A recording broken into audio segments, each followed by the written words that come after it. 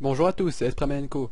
On se retrouve aujourd'hui pour un Grodzilla et Grasmera en fatigué, donc sur l'île de Vulcania. Je vous rappelle qu'il est disponible qu'en été pour ceux qui le regardent une autre saison de l'année.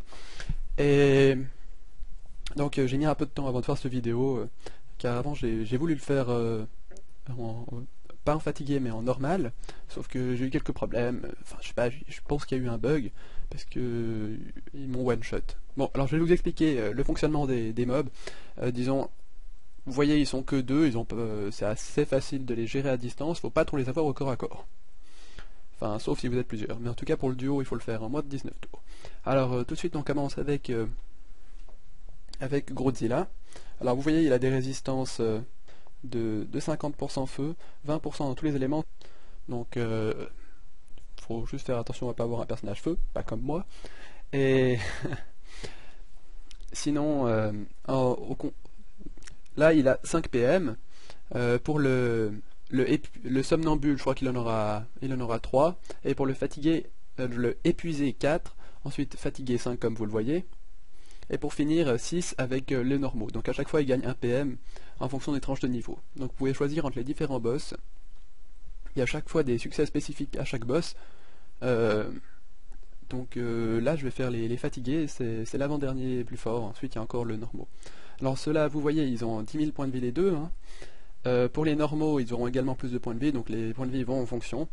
Aussi, si vous êtes plus, leur niveau va augmenter et ils auront plus de points de vie. Les résistances sont fixes par contre. Il a également pas trop d'esquive PM, comme vous voyez, il a que 40 d'esquive PM PA. Donc on peut facilement lui retirer des PM, surtout avec mon Kra qui a du 130 en fait environ de retrait PM.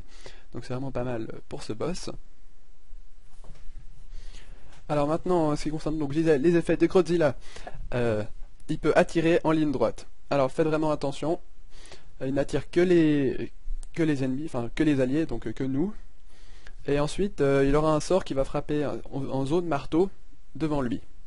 Alors ce sort, il frappe en fait une ligne plus ou moins au niveau fatigué, il va plus ou moins frapper du 300, on va dire. Et lorsqu'il sera en niveau normal, plus ou moins du 400. Donc c'est pas tellement fort. Cependant, à partir de la deuxième fois où il va vous frapper, parce que vous allez entrer dans un état tyrannisé, enfin je sais pas exactement comment c'est, la deuxième fois qu'il va vous frapper, vous allez recevoir en plus des dégâts en fonction de vos points de vie. Mais vraiment des dégâts assez conséquents, ça doit être du genre 40%. Donc vous chopez très facilement du 2000 dommages. Les 40% sont fixes, peu importe le niveau des Grodzilla, donc les fatigués, les normaux, les épuisés. Donc même un petit mob niveau 100, il va vous frapper du 2000, donc faites attention. Donc c'est un peu tout pour Grodzilla, encore lui ça va. Mais le pire maintenant, c'est Grasmera, vous allez comprendre. Comme vous voyez, elle invoque des espèces de petites croquis. En disant, il y en a certains qui disent que plus on attend, plus elles deviennent fortes, elles gagnent des points de vie, etc. Mais là, apparemment, elles ne sont pas montées d'un seul truc durant tout le combat, donc ça doit être faux. Sinon, en coup critique, elles sont plus fortes, elles sont au niveau 90. Vous voyez, il y en a des niveaux 40 et des niveaux 90, si on regarde. Elles ne sont pas vraiment très bourrins, mais faites attention à vos points de vie quand même. À la fin du combat, là, mon ennemi, il aura perdu environ 1300 points de vie. Spoil! Pardon. Donc ça descend quand même, vous voyez, il se chope quelques petits dommages. Je ne sais pas exactement les effets des croquis, parce que c'est pas les croquis de mon niveau. En tout cas, il y en a une à un moment donné, comme vous avez pu voir avant, elle a transposé avec mon Inripsel, elle l'a rendu invisible. Donc voilà, déjà ça. Et sinon, il y en a une qui enlève des PM, une qui attire, donc faites attention aussi de ne pas vous faire tacler, car ces mobs peuvent être assez bourrins corps à corps. Donc ensuite, Grasmera en tant que telle, à part les petites croquis, elle a un sort qui fait qu'elle s'attire sur la cible. Donc en fait c'est l'inverse d'attirance, on va dire. Alors ce sort là, elle peut le lancer sur n'importe qui, sur vous ou sur les ennemis. Donc faites attention, elle le lance tout le temps. Donc très facilement elle va se retrouver à l'autre bout de la map.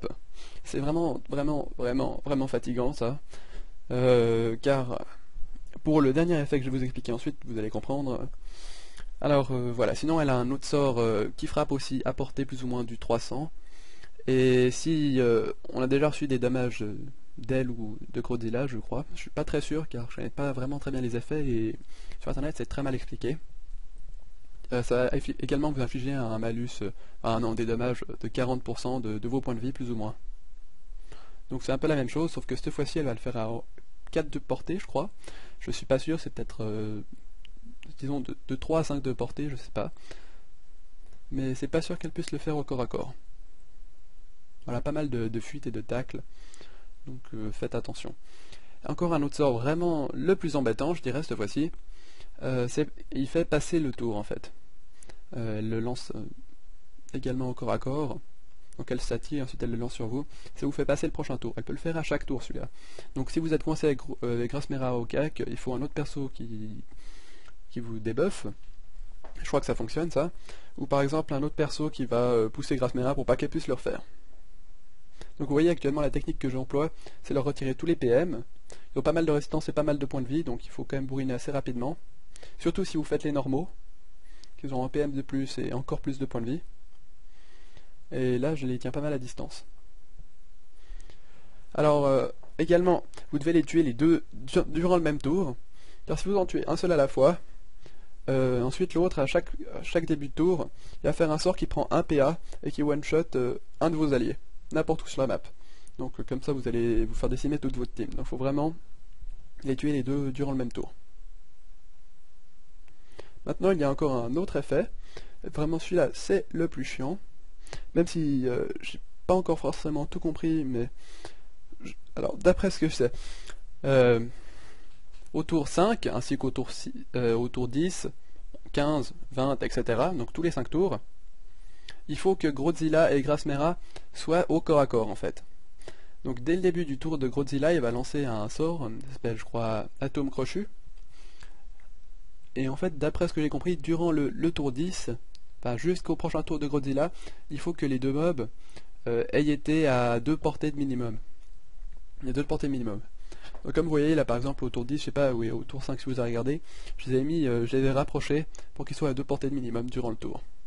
Alors ça, il y en a pas mal qui disent que c'est juste au début du tour 10 et au début du tour 5, mais ça a l'air d'être faux, puisque juste avant, au début du tour 10, ils étaient pas vraiment à côté.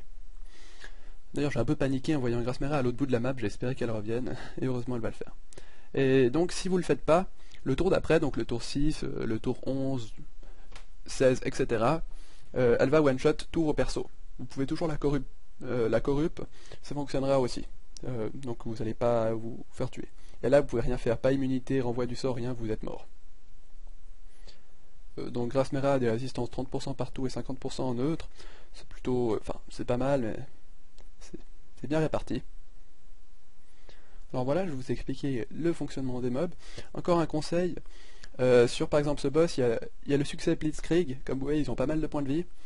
Donc un truc que je vous conseille, c'est de faire enfin, disons, lorsque vous faites un renvoi du sort, il vous attaque. Donc ça c'est vraiment pas mal. Car vous pouvez même donner des vulnérabilités à vos personnages, comme ça ils vont vous attaquer avec l'envoi du sort. Et comme ils attaquent en fonction des points de vie, donc les 40%, ils vont se choper vraiment des dommages colossaux. Donc de cette façon, vous pourrez facilement leur infliger, enfin j'ai vu des screens qui leur infligeaient du 7000 dommages. Donc pour le Blitzkrieg c'est pas mal, car ça n'entame pas encore le succès puisqu'ils le font pendant le tour. Donc si on veut, vous aurez toujours pas commencé à l'attaquer, puisque c'est dès que le succès, c'est dès que vous commencez à attaquer un monstre, vous devez l'achever avant le début de son tour. Là, on n'a pas commencé à l'attaquer puisque c'est lui qui s'est attaqué, si on veut. Donc de ce côté-là, c'est pas mal. Là, vous voyez, je place le Godzilla à 2 de portée d'aile de Grasmera pendant le tour 15. Bon, de toute façon, ça change rien puisque on va les tuer avant que Grasmera joue. Alors j'ai donc le renvoi du sort c'est pas mal. Sinon faites vraiment attention à ces mobs parce que les croquis elles peuvent un peu vous bloquer parfois. Et également donc là vous voyez Godzilla a frappé, il n'a pas frappé très fort, je suis entré dans l'état tyrannisation, enfin tyrannisé. Et voilà, on a fini avec un super succès duo. C'est 19 tours pour tous les Godzilla. Alors bonne chance à vous, c'était Espremianco.